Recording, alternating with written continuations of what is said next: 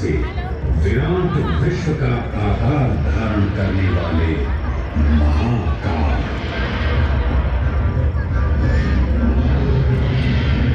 मेरुगिरी को धनुष और भगवान विष्णु को बाण बना दैत्यों के 3 पुरों का नाश करने वाले महाकाल। वो महाकाल जो तीनों लोकों में विद्यमान सभी शिवलिंगों में प्रधान है।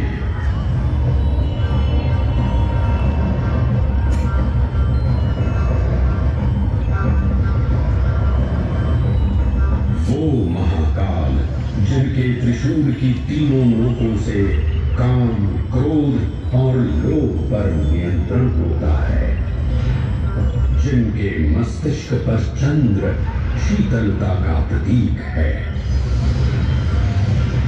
और जिनकी सवारी नंदी के 4 चरण सत्य, दया, दान और तप का चिन्ह है।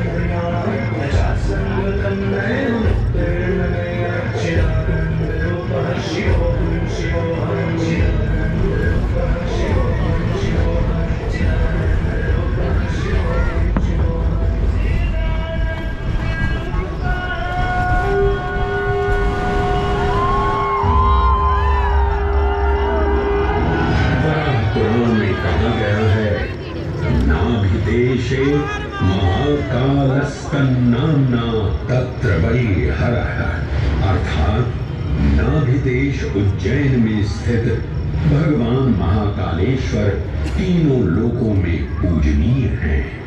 आकाशे तारकां लिंगम पाताले हाटकेश्वरम मृत्युलोके महाकालम सर्वलिंगम नमोस्तुते।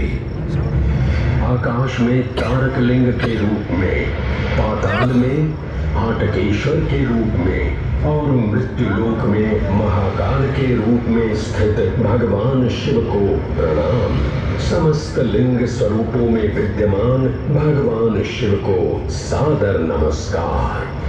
नाभिदेश उज्जैन का अटूट बंधन है महाकाल के साथ, जो महाकाल स्तोत्र में उल्लिखित है। उज्जयिन्यां महाकालम महाकालेश्वरम हरम महाकालम महायोगिनम नमामि पार्वती पतिं। तो चलिए मैं आपको कथा सुनाता हूँ किसी महान उज्जैन नगर की। उज्जैन जिसे संस्कृत साहित्य में अवंतिका, विशाला, कुशस्थली, पद्मावती, कनकश्रृंगा, स्वर्णश्रृंगा, प्रतिकल्पा, कुमुदवती और अमरावती के नाम से पुकारा गया।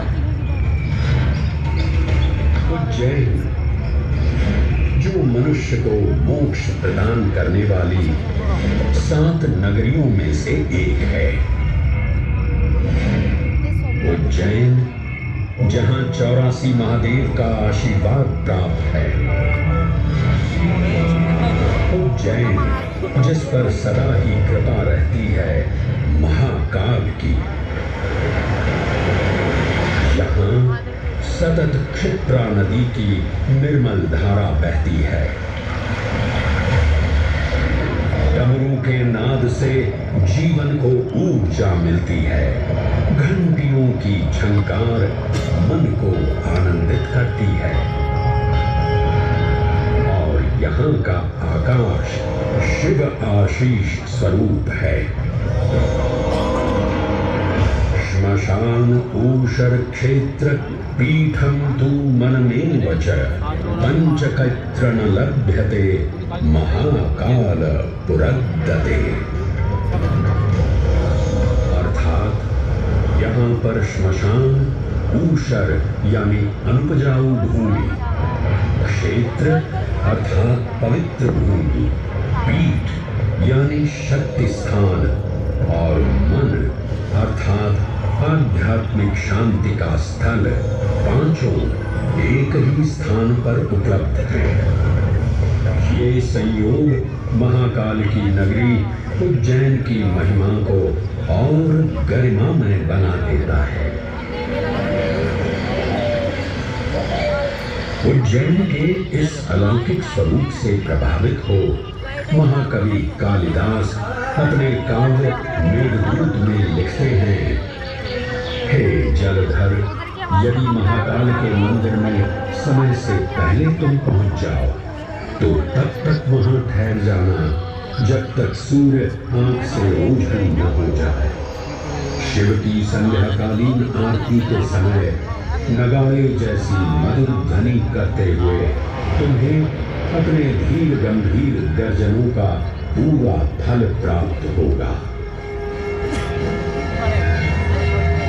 ये संध्या आरती जिसे कालिदास ने सराहा है अत्यंत महत्वपूर्ण है, क्योंकि ये वो प्रहर है जब सभी देवी देवता गंधर्व यहाँ उपस्थित होते हैं।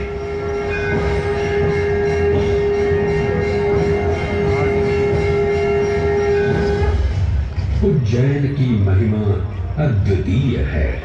सतयुग, त्रेता युग, द्वापर युग और कलयुग, हर युग में इसका अप्रतिम महत्व रहा है।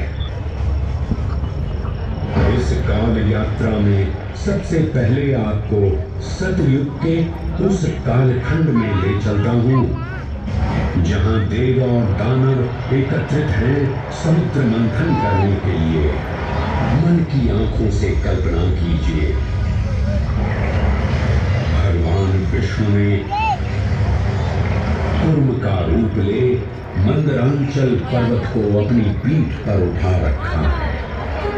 सागर से विकराल लहरें उठ रही हैं, मेघ भयानक गर्जना कर